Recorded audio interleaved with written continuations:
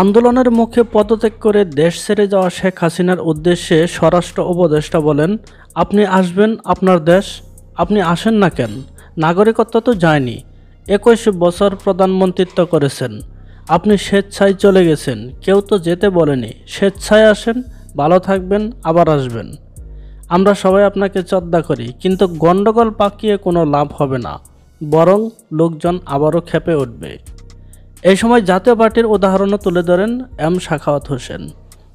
M এরশাদ কারাগারে যাওয়ায় দলটি বেঁচে যায় বলেও মন্তব্য করেন তিনি।